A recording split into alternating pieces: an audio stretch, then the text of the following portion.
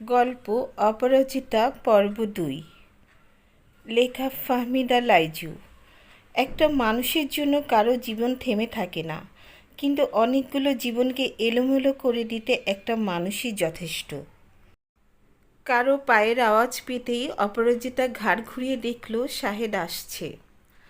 ওর ঠিক পাশে এসে দাঁড়ালো ছাদের রেলিং ধরে। অপরাজিতা নিজের মনেই কফির মগে চুমুক দিতে লাগলো, যেন ওর পাশে কোনো মানুষ নেই। এমন মনোভাব নিয়েই সে সামনে তাকিয়ে রইল। আজকের আকাশটা একটু আগেও অসম্ভব সুন্দর লাগছিল, কিন্তু এখন মনে হচ্ছে এতটাও সুন্দর না যতটা সে ভেবেছিল। আসলে অপছন্দের মানুষের জন্য সুন্দর ও অসুন্দর হয়ে ওঠে। সায়রার বাসা থেকে যেদিন বের হয়ে এসেছিল মনে পড়ে গেল সেদিনের কথা। সেদিন তার পাগুলো যেন চলতে চাইছিল না, সিঁড়িগুলো কেমন ঝাপসা হয়ে আসছিল। রেলিংটা শক্ত হাতে ধরে চোখের ভেতরে তৈরি হওয়া অশ্রু কণাগুলোকে একসঙ্গে জুড়ে জলের ধারা বইতে দিল না। শক্ত করে চোখ বন্ধ করে ফেলেছিল সে। চোখের ভিতর অশ্রুকণা বাষ্পায়িত করার পন্থা তাকে ভালোভাবে আয়ত্ত করতে হয়েছে সেদিন থেকে। যদিও চোখের পানির সাথে দুঃখকে গিলে ফেলার কৌশল মেয়েরা জন্মগতভাবে পেয়ে থাকে, লিফটে উঠলে কারো না কারোর সাথে দেখা হতে পারত। এমন অবস্থায় তাকে কেউ দেখলে নানান প্রশ্নের জন্ম হতো। এই জন্যই লিফটে ওঠেনি সেদিন। কয়েক মিনিট দাঁড়িয়ে নিজেকে একটু সামলে নিয়ে পা বাড়িয়েছিল সামনের দিকে। এরপরে আর পেছনে ফিরে তাকায়নি। শাহেদের সাথে কোনোভাবেই যেন দেখা বা যোগাযোগ না হয় সেই ভেবেই চলছে সে। আজ যখন শাহেদ মাকে কল করে বলল সে আসছে, তখন ওর মুখোমুখি না হতেই কফির মগ নিয়ে ছাদে চলে এলো। কিছুটা সময় এমনিতেই কেটে গেল কোনো কথা না বলে। শুধু একটা কাক দূরে বসে কা কা করছে। খুব কর্কশ স্বরে ডাকলেও ভালো লাগছে অপরাজিতার। কাকটার সঙ্গী মারা গেলে দ্বিতীয়বার জোড়া বাঁধে না, কখনো সঙ্গীর সাথে প্রতারণাও করে না। কাকটা কি তার মরে যাওয়া সঙ্গীর জন্য কাটছে? একসময় নীরবতা ভেঙে শাহেদ বলল, আজ ৩ বছর ৪ দিন পরে তোমার সামনে দাঁড়ালাম। এর আগেও কয়েকবার ভেবেছি, কিন্তু সাহস পাইনি। অপরাজিতার কোনো ইচ্ছে নেই কথা বলার, তাই চলে যেতে পা বাড়াতেই শাহেদ মিনতি করে উঠল, প্লিজ জয়িতা, আমার কথাগুলো একটু শোনো। অপরাজিতা হেসে খুব শান্ত ভঙ্গিতেই বলল, জয়িতা অনেক আগেই মরে গেছে। ওই নামে ডাকলে কেউ আর জবাব দিবে না। আর সাবধান করে দিচ্ছি, আমাকে জয়িতা বলবে না। জয়িতাকে তো তুমি গলা টিপে মেরে ফেলেছ। আমি ক্ষমা চাই তোমার কাছে। কেন? আমার কাছে ক্ষমা চাওয়ার কি আছে? আর ক্ষমা করে দিলেই বা কী হবে? এতদিনের অপমান, চোখের পানি, সন্তানদের কষ্ট, ক্ষোভ, মায়ের চাপা কান্না সব কিছু কি ধুয়ে মুছে যাবে? জানি আমার ভুলের কোনো ক্ষমা নেই, তবু মুখ দিয়ে একবার বলো ক্ষমা করেছ। মুখে বললেই কি মন সায় দিবে আমার? এটা ঠিক। তুমি তো আবার মনের কথা বুঝো না। রসিয়ে রসিয়ে ঢঙে ঢঙে কেটে কেটে যা দেখানো হবে সেটাই তুমি সত্যি বলে ধরে নিবে। হৃদয়ের সাথে তোমার কোনো কানেকশন নেই। আমি আসলে এটা বোঝাতে চাইনি। তুমি কি বোঝাতে চাও না চাও তাতে আমার বিন্দুমাত্র আগ্রহ নেই। তোমাকে ছাড়া খুব তো চলছিল আমার জীবন। আমরা অভ্যস্ত হয়ে গিয়েছিলাম। আবার কেন এলে ঝড় উঠাতে? আমি শুধু ক্ষমা চাইতে এসেছি। ক্ষমা চাওয়ার দরকার নেই সায়রা, আর তোমার জন্য সব সময় শুভকামনা। সায়রা চলে গেছে, আমাকে ছেড়ে শুভকামনার দরকার নেই। অপরাজিতা অবাক হয়ে ব্যঙ্গাত্মকভাবে বলল, তাই নাকি? আমরা তো জানতাম তাকে নিয়ে দেশের বাইরে পাড়ি জমিয়েছ, সুখ শান্তিতে আছো। সায়রা ঠুকরে দিয়েছে, এই জন্য এখন এখানে আসার সময় হয়েছে? ২ বছর আগেই ও চলে গিয়েছে। এরপরে আমি একাই এখানে সেখানে ঘুরে বেরিয়েছি, কিন্তু কোথাও শান্তি পাইনি। দেশের বাইরে যাওয়ার আগেই এসেছিলাম এখানে। সেই আগের মতো বেডরুমে ঢুকে যেতে পারিনি সেদিন, পা আটকে গিয়েছিল। একসময় নিজের রুমে আধিপত্য থাকলেও নিজের জন্য সেটা হারিয়েছি।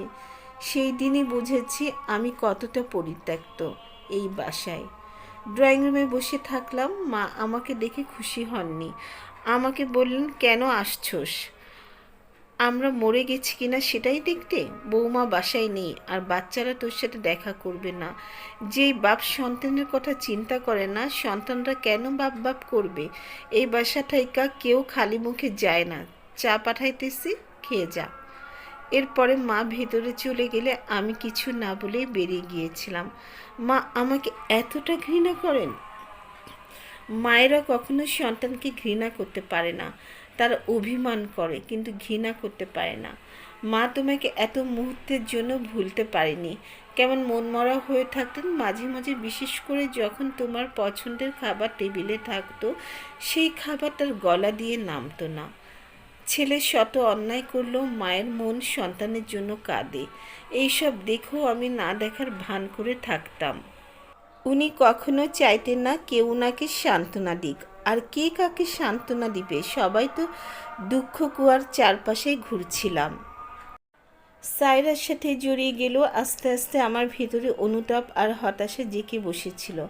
সায়রার আসল চেহারা স্পষ্ট হচ্ছিল আমার কাছে। ওদের মতো মেয়েদের নিয়ে সময় কাটানো যায়, কিন্তু সংসার করা যায় না। এর জন্য তো আমাদের মতো পুরুষরাই দায়ী। আমাদের মতো পুরুষদের জন্যই তো সায়রাদের উত্থান। সায়রার কাছে আমি শুধুই ছিলাম টাকার মেশিন, তার সাময়িক মোহ।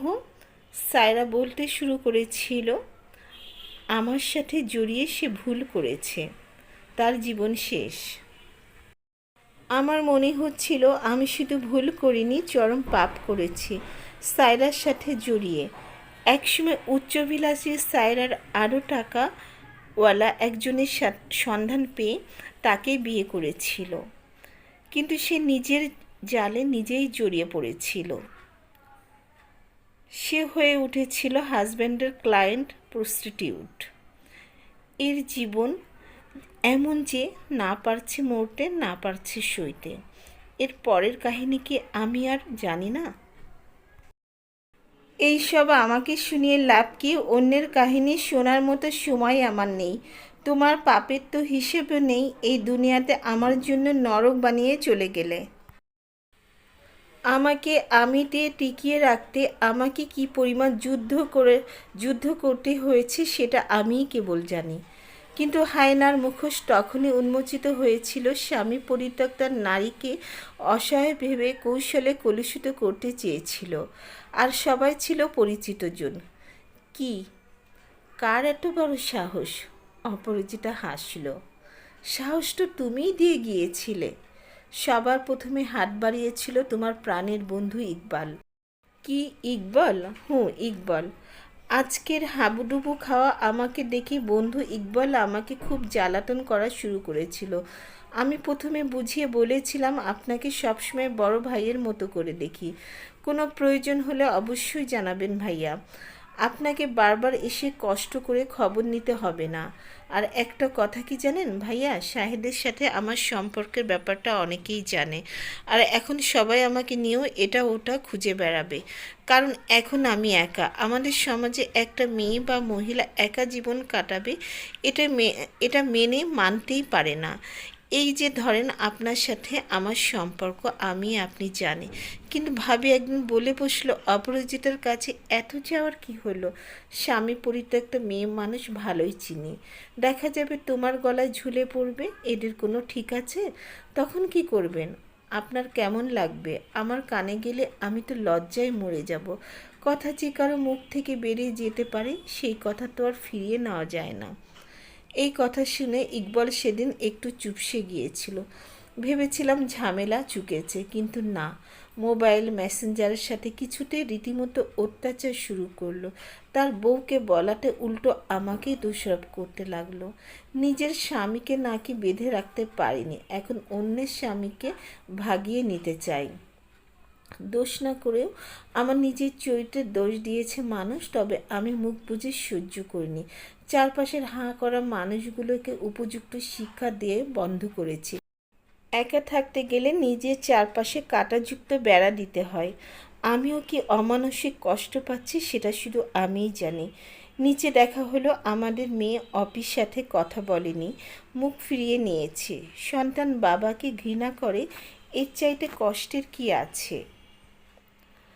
অপি অহনের বন্ধুদের মায়েরা কানাঘুষা করত, অনেকে মুখ ঝাঁকিয়ে হাসতো, সেই সব ওরা খুব বুঝতে পারত। ওদের অনেক মানসিক যন্ত্রণা পেতে হয়েছে অনেক। একদিন অপিয়র ফুপুর বাসা থেকে এসে জিনিস এলোমেলো করে ভাঙচুর করে হাত পা ছুঁড়ে কাটতে লাগলো আর বলতে লাগলো ওই লোকটাই কেন আমার বাবা হলো। সবাই কত খারাপ খারাপ কথা বলে, ছি ছি কি লজ্জা লাগে। আর কোনো দিন কোথাও যাব না। আমি মেয়েকে বুকের সাথে জড়িয়ে ধরে থাকলাম কতটা সময় জানি না। একসময় ওর হৃৎপিণ্ডের গতি নর্মাল হলো, কিন্তু এরপর থেকে আমরা সব আত্মীয় স্বজনের বাসায় যাওয়া বন্ধ করে দিলাম। আমাদের ছেলে অহন একদিন বলল, কেউ বাবার কথা জিজ্ঞেস করলে আমি বলি বাবা নেই।